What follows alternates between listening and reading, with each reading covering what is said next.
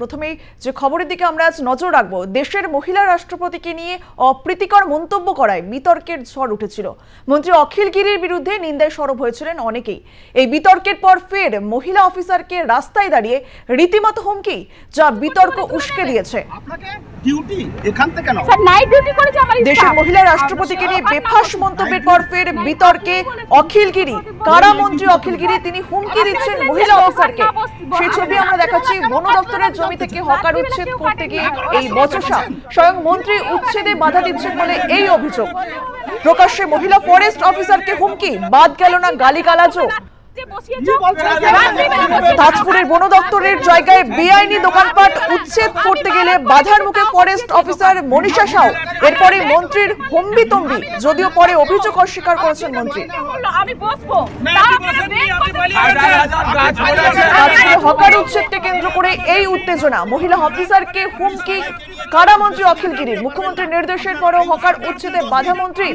তাজপুরে hawker উচ্ছেদকে কেন্দ্র করে উত্তেজনা।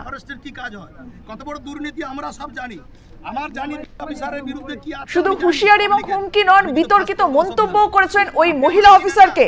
ম্যাডাম, আপনি সবাইকে নিয়ে চলুন, বেশি দিন থাকতে পারবেন না, আপনার আয়ু বড় জোর 8 থেকে 10 দিন। আপনি আমাকে চেনেন না। ফরেস্ট অফিসারকে হুমকি মন্ত্রীর।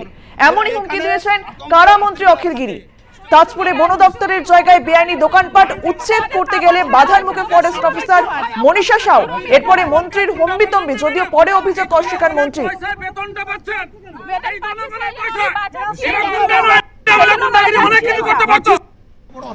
স্যার, আমি ডিউটি করছি বলে তুলে নেবেন? আপনাকে ডিউটি এখান থেকে কেন? স্যার, নাইট ডিউটি করেছে আমার স্টাফ। আপনি দোকান না বসুন। Night duty? নাইট আপনিই বলেছেন। কে ছিল প্রদীপ বলে? কে নাইট ডিউটি করতে বলেছে? স্যার, আপনি বলেছিলেন যে দোকান না বসে। আপনি রাত্রিবেলা কেন কাটলেন আমি জানতে চাই। রাত্রিবেলা কেউ কাটেনি স্যার। ওরা সময় কাটছেন? কেউ কাটেনি। হ্যাঁ, ঠিক আছে। আর তোমরা রাত্রিবেলা যে বসিয়েছো,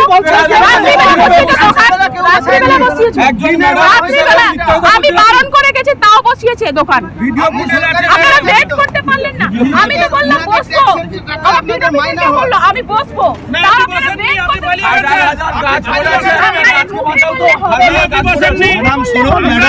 আপনি সবাইকে নিয়ে চলুন, বেশি দিন থাকতে পারবেন না, আপনার আয়ু 7 দিন 10 দিন। আমি আপনাকে বলছি, কে বিড অফিসার আমি জানি ফরেস্টের কি কাজ হয়, কত বড় দুর্নীতি আমরা সব জানি। আমার জানি বিড অফিসারের বিরুদ্ধে কি আছে আমি জানি পাবলিকের। আমি কিন্তু ফাঁস করে দেবো সব বিধান। ঠিক কি হয়েছে, মন্ত্রী অখিল গিরি মহিলা অফিসারকে ঠিক কি বলেছেন এবং বিরোধীরা এ বিষয়ে কি প্রতিক্রিয়া দিয়েছেন, দেখুন সেই প্রতিবেদন। বেআইনি দখল উচ্ছেদে গিয়েছিলেন ফরেস্ট অফিসার মনীষা সাউ। বন দপ্তরের জায়গায় দোকানপাট গজিয়ে উঠেছে তাজপুরে। অভিযোগ, এই দোকানগুলি সমুদ্রের গ্রাসে চলে গিয়েছিল। শুক্রবার রাতে ফের ওই জায়গাতে দোকান তৈরি করেছিলেন ব্যবসায়ীরা।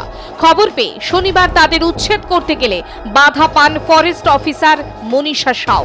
বাধা দেওয়ার অভিযোগ ওঠে স্বয়ং কারা মন্ত্রী তথা রামনগরের তৃণমূল বিধায়ক অখিল গিরির বিরুদ্ধে। এমনকি রাস্তায় দাঁড়িয়ে ফরেস্ট অফিসারকে হুঁশিয়ারি দিয়েছেন বলে অভিযোগ। আপনি সবাইকে নিয়ে চলুন, বেশি দিন থাকতে পারবেন না, আপনার আয়ু 7 দিন 10 দিন। আমি আপনাকে বলছি, কে বিড অফিসার আমি জানি ফরেস্টের কি কাজ হয়, কত বড় দুর্নীতি আমরা সব জানি। আমার জানি বিড অফিসারের বিরুদ্ধে কি আছে আমি জানি পাবলিকের। আমি কিন্তু ফাঁস করে দেবো সব বিধানসভায়। আপনি আমাকে চিনেন না। আমি ওই সমুদ্রে ওসব কথা বলবেন না আপনি আমাকে। আপনার সাথেও নেই, ওদের সাথেও পার্সোনাল নেই। আপনি এখানে থাকবেন না, ওরা থাকবে সারা বছর। এরা এখানে আতঙ্কের রাত্রিবেলা থাকে, জল মাথায় নিয়ে ওসব কথা বলবেন না।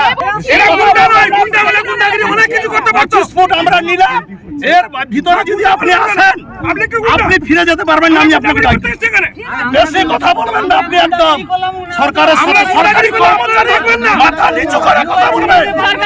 আপনি আমাদের কর্মচারী মাথা নিচু করে কথা বলুন।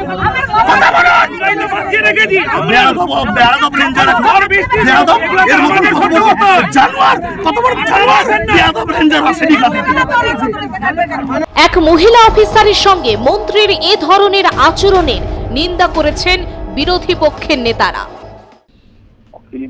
একটা আস্ত জানোয়ারের নাম, মানুষের সমাজের মধ্যে বেআইনি ভাবে অনুপ্রবেশ করে ফেলেছে। এই লোকটা বারে বারে মহিলাদের অসম্মান করেন, সে রাষ্ট্রপতি হোক কিংবা কোনো সরকারি অফিসার। মনে রাখতে হবে যে ভদ্রমহিলার উদ্দেশ্যে উনি ওই অসভ্যের মতন ব্যবহার করছেন, ছোট লোকের মতন ব্যবহার করছেন, এতে ওনার মানে পৈতৃক শিক্ষা দীক্ষার পরিচয় পাওয়া যাচ্ছে। সেই ভদ্রমহিলা কিন্তু কাউকে তেল মালিশ করে ওনার জায়গায় আসেননি। তৃণমূল কংগ্রেস এবং মস্তানি, তৃণমূল কংগ্রেস এবং গাজওয়ারি, তৃণমূল কংগ্রেস এবং চোখ রাঙানো, তৃণমূল কংগ্রেস এবং উপদ্রব, তৃণমূল কংগ্রেস এবং যা খুশি তাই করবার স্বাধীনতা, তৃণমূল কংগ্রেস এবং সকালবেলা যা বলবো বিকেলবেলা তার উল্টোটা করব, পরের দিন ওটার মানে সংবাদপত্র অমুক ভাবে লিখেছে আমি ওই কথাটা বলতে চাইনি। তৃণমূল কংগ্রেস মানে এগুলো তৃণমূলের মানে উনি মনে করাচ্ছেন যে উনি তৃণমূলে আছেন। আসলে মাননীয় মুখ্যমন্ত্রী ওই 21শে জুলাই মঞ্চ থেকে বলেছিলেন না, আপনারা শুনেছেন যে খান যে বলেছিলেন বিবেকবান হবেন, উনি বিবেকবান হয়েছেন আর কি, তাই উনি বলছেন এটাই আসল চরিত্র তৃণমূল। যদিও তার বিরুদ্ধে ওঠা সমস্ত অভিযোগ অস্বীকার করেছেন মন্ত্রী অখিল গিরি। এত করাপ্টেড ফরেস্টের এই লোকগুলো, এই অফিসারগুলো এত করাপ্টেড তো দেখা যায় না। যে দেখুন ফরেস্টের জায়গায় কোনো গাছপত্র লাগানো নেই, শ্মশান হয়ে গেছে ফরেস্ট। আজকের গাছ নেই বলেই তো সমুদ্রে ভাঙন হচ্ছে। এরা গাছ লাগাবার নামে লক্ষ লক্ষ টাকা এসব এদিক সেদিক করে, আজকে গাছ লাগানো নেই। এসব ফরেস্ট অফিসাররা তো দুর্নীতিগ্রস্ত। তবে মন্ত্রী যাই বলুন না কেন, মহিলা অফিসারের সঙ্গে এ ধরনের আচরণ নিয়ে এক কাট্টা বিরোধীরা। পূর্ব মেদিনীপুর থেকে সেলিম আহমেদের রিপোর্ট, আর প্লাস নিউজ।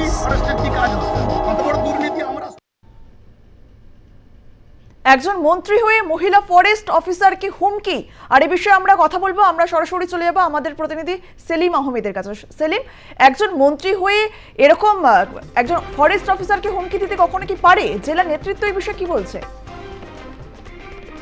দেখো, জেলার নেতৃত্ব রীতিমতো অস্বস্তিতে পড়েছে। কেন অখিল গিরির এই ভূমিকা এর আগেও বেশ কয়েকবার ঘটেছে। এখন রাষ্ট্রপতি দ্রৌপদী মুর্মু সম্বন্ধে তিনি একটা মন্তব্য করেছিলেন, সেটা নিয়ে কিন্তু রাজনৈতিকভাবে সারা রাজ্য শুধু নয় দেশের কাছে কিন্তু মুখ লুকোতে হয়েছিল একরকম তৃণমূল কংগ্রেসকে। আবারও যেভাবে তিনি এক মহিলা বন দপ্তর আধিকারিক, তিনি তার সরকারি দায়িত্ব পালন করছিলেন, তাকে যেভাবে একেবারে জনগণ বা সাধারণ মানুষদের সামনে যেভাবে অপদস্থ করা হলো, যে ধরনের ভাষা ব্যবহার করা হলো, তা কিন্তু রীতিমতো রাজনৈতিকভাবে কিন্তু তৃণমূল কংগ্রেস যথেষ্ট ব্যাকফুটে।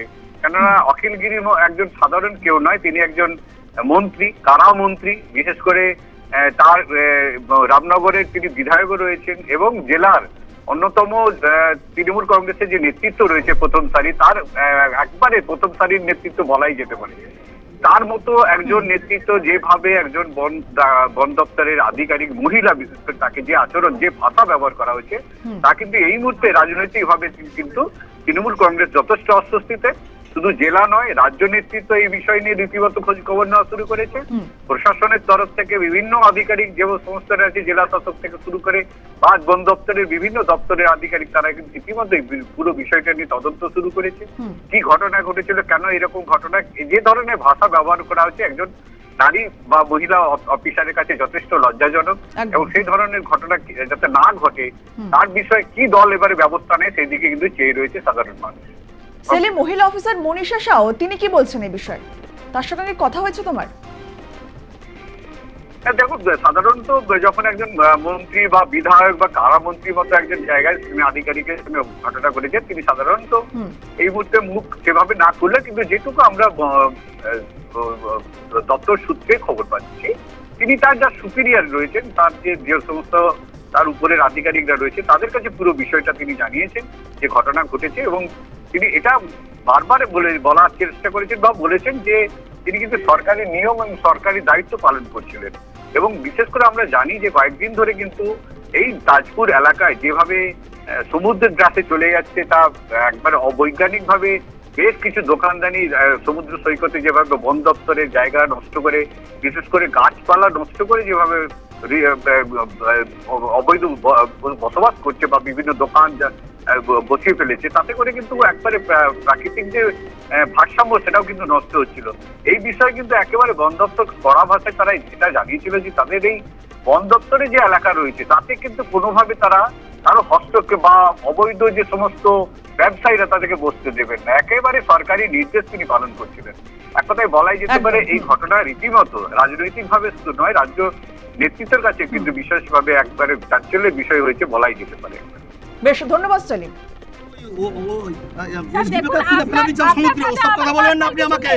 আপনার সাথেও নেই, ওদের সাথেও পার্সোনাল নেই, আমি আপনি এখানে থাকবেন না।